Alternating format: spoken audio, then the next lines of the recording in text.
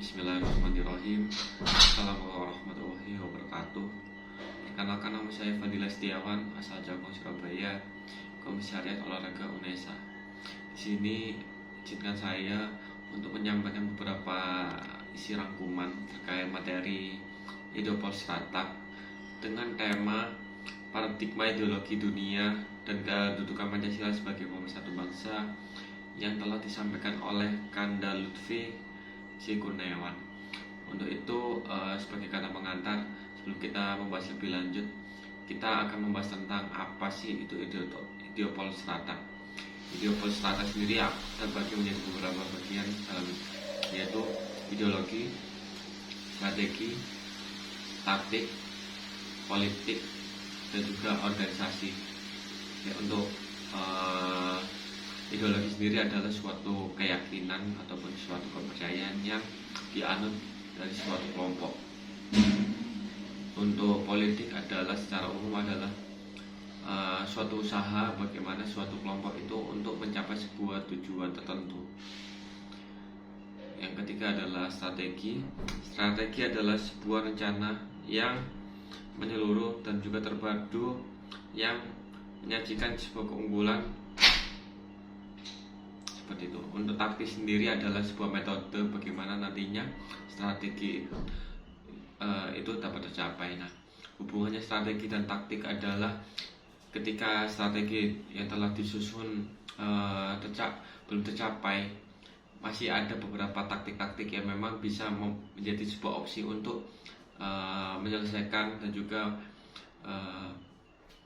terwujudnya strategi itu sendiri. Kita ambil contoh strategi di sepak bola. Jadi ada strategi untuk menang, itu bagaimana. Nah, untuk strategi untuk menang sendiri nantinya bisa kita menggunakan metode taktik, entah itu taktik menyerang ataupun taktik bertahan. Lalu kita membahas tentang organisasi. Organisasi adalah suatu kelompok 2 atau 3 lebih yang memang memiliki sebuah tujuan yang sama. Dalam pembahasan materi yang telah disampaikan tadi, Kanda Lutfi menyampaikan bahwa Indonesia mengalami sebuah transisi, yaitu dulunya sebuah ideologi pada tahun 1920 hingga 1930 menyampaikan bahwa Indonesia mengacu pada ideologi Barat yang sebelumnya ada liberalis sama kapitalis hingga sosialis dan juga komunis. Dan juga beberapa gerakan nasional di Indonesia bermula pada tahun 1930 hingga 1940 yang memang menganut sistem dan juga paham sosialis dan juga komunis. Nah, di sini ada beberapa tahapan yang memang nantinya membuat sebuah kebijakan hingga turun kepada masyarakat umum. Yaitu pertama, ketika Indonesia menganut sebuah ideologi yang dulunya Indonesia lebih menganut pada sistem sosialis, hingga nanti ada turunnya yaitu politik bernegara, politik negeri yang pada praktiknya langsung itu menggunakan sistem liberal. Dan juga ada menciptakan sebuah kebijakan negeri dan juga nanti menciptakan layanan yang memang nantinya mekanisme dasarnya telah diatur sesuai pahamnya yaitu liberal, hingga nantinya produk dari kebijakan dan juga ideologi itu nanti turun kepada masyarakat. Nah, di sana ada sebuah 4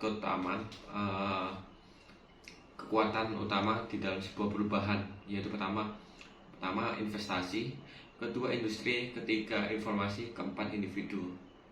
Nah, sebagai kader HMI kita harus tahu bagaimana peran HMI di masa itu untuk menghadapi sebuah perubahan zaman. Nah, antara lain HMI harus menyikapi terkait perubahan sosial juga ekonomi dan juga ilmu pengetahuan sesuai NDP bab 6 dan juga 7. Kedua, HMI juga harus memiliki intelektual yang memang paham bagaimana nantinya bukan menciptakan peluang lagi, tapi HMI juga menjawab sebuah tantangan terkait bagaimana nanti kondisi tatanan masyarakat yang memang harus dibantu. Dan juga HMI perlu meningkatkan ranah hingga kepada masyarakat agar nantinya masyarakat ketika menghadapi sebuah perubahan peradaban yang terlalu cepat, HMI di sini hadir untuk menopang dan juga menyukai sebuah kondisi pengetahuan agar masyarakat tidak tertinggal oleh zaman. Mungkin sebelum itu mungkin itu saja yang bisa saya sampaikan. Kurang lebihnya mohon maaf ketika ada salah tutur kata yang tidak sengaja ataupun disengaja. Bila taufiq wal hidayah. Wassalamualaikum warahmatullahi wabarakatuh.